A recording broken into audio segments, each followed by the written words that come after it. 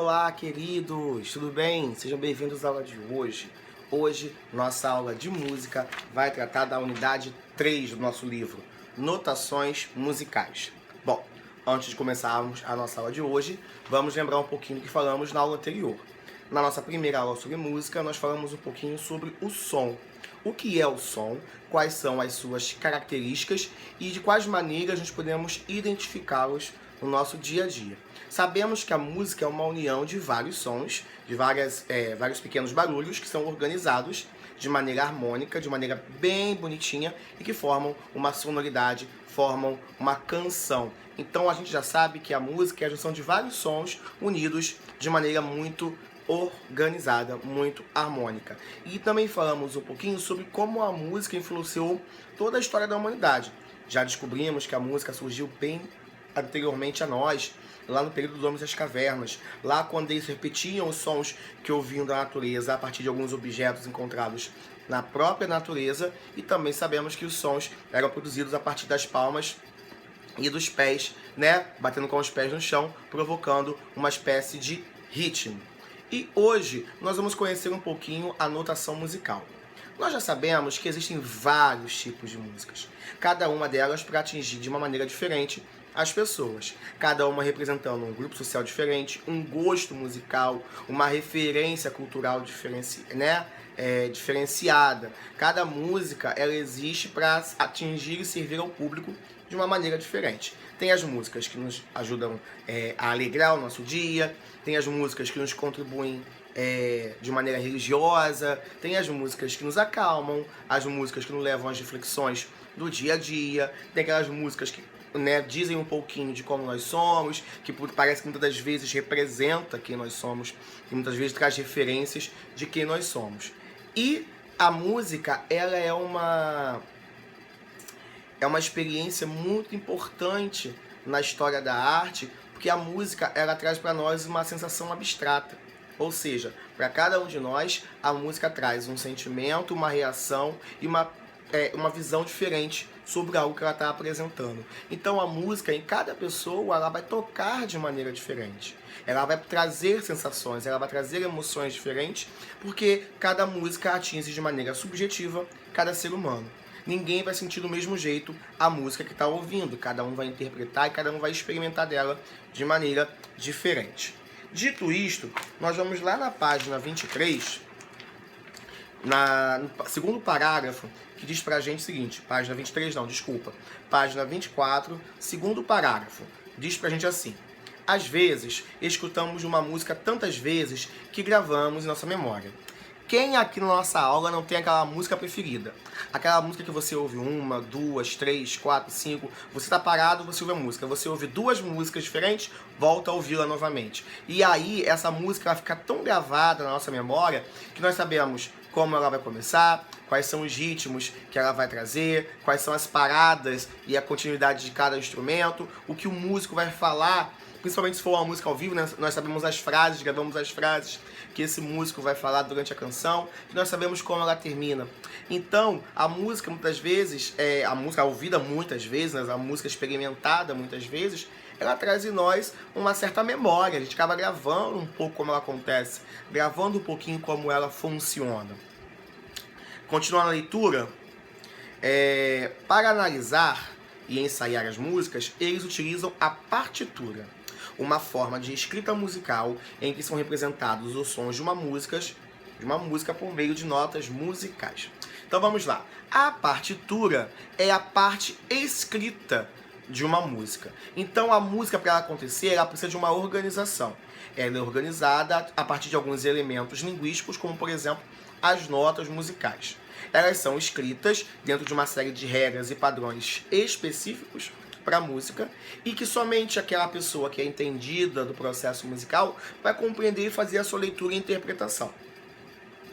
Existem diferentes maneiras de escrever uma partitura, e a mais tradicional consiste em uma barra com 5 linhas paralelas, chamada pauta, e as notas musicais sobre elas. No nosso livro, na página 24, nós temos um exemplo de uma pauta musical, uma partitura e a escrita musical. Observem que, diferente, por exemplo, da nossa literatura, da nossa língua portuguesa, a escrita musical ela tem códigos próprios.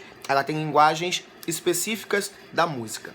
E que a gente, ao entender, ao interpretá-la, nós conseguimos construir um som fazendo a leitura dessas partituras.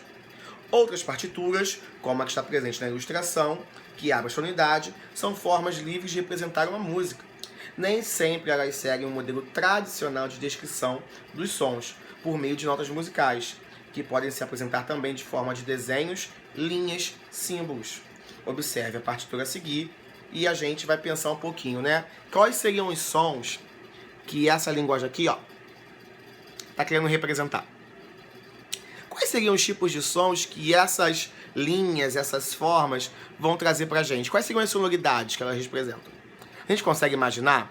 A gente consegue pensar quais seriam os sons que cada curva que essa linha está, né, criando poderia provocar aos nossos ouvidos?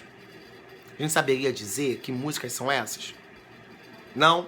Vamos pensar um pouquinho. Até porque a música ela pode inspirar os artistas de maneiras diferentes. Inclusive, ela pode inspirar artistas, pintores a construírem as suas obras, né, baseados nas sonoridades, baseado na música. Existe um artista muito importante para a história da arte, chamado Vasily Kandinsky. Kandinsky ele é um artista abstrato, ou seja, ele representa obras por meio de imagens não formais, ou seja, ele não vai apresentar formas que a gente observe e compreenda. Ele vai utilizar-se de linhas, cores e formas de maneiras dispostas no quadro aleatórias, uma espécie de desorganização ao nosso olhar, mas que a gente entende que são as sensações que o artista está vivendo quando ele constrói aquela imagem. A abstração, ela não necessariamente é alguma coisa tátil, ou seja, alguma coisa que a gente observa e compreende, alguma coisa que a gente olha e consegue fazer uma leitura rápida. A abstração, muitas das vezes, demanda da nossa interpretação. A música é uma abstração, né? A gente ouve a sonoridade e a cada um a gente compreende de uma maneira diferente essa música. E hoje, o nosso trabalho de arte vai ser inspirado na música, na notação musical e também na arte de Vasily Kandinsky. O tio Léo tá mandando para vocês lá na plataforma e também no nosso grupo do WhatsApp alguns exemplos de obras desse artista. E o nosso trabalho vai ser um trabalho bem experimental, vai ser um trabalho bem vivencial. Observem como vocês irão fazer isso. Na página 26, nas orientações do Fazendo Arte, diz o seguinte pra gente: a música e as artes visuais podem ser fontes de inspirações uma para a outra. Que tal experimentar unir essas duas manifestações artísticas? Primeiro, vocês vão pegar em casa uma folha de papel. Como nós somos do quarto ano, nós temos o nosso caderno de desenho. Então nós faremos o uso do nosso caderno de desenho para esta atividade. Colocaremos a data de hoje, né, do dia da nossa aula, do dia que vocês estão assistindo esse vídeo, e faremos o seguinte: vamos escolher uma música. Pode ser uma música que você goste muito, pode ser uma música que você gostaria de conhecer, pode ser uma música que você nunca ouviu falar, mas jogou na internet, pesquisou um tipo de musicalidade e preferiu por ela. Você vai ouvir essa música e vai dispor no seu papel de cores e formas de maneira aleatória, tentando traduzir em linhas, por exemplo, o que essa música traz para você. Se a gente pudesse traduzir em linhas retas, retorcidas, espiraladas, curvas, onduladas, se eu pudesse traduzir em linhas as sensações que essa música traz para mim, como seriam? O tio Léo fez a experiência primeiro, claro, antes de pedir para que vocês realizassem a atividade, e o tio Léo usou tinta. Vocês podem usar tinta, vocês podem usar lápis de cor, canetinhas, giz de cera. Vamos fazer uma coisa assim bem bonita, né? Embora seja uma coisa assim muito impulsiva, muito criativa, né? Que vai representar cada um de vocês, vamos fazer de maneira bem limpa e organizada. E o tio Léo, ouvindo algumas músicas, ele chegou a esses tipos de formas, utilizando linhas e formas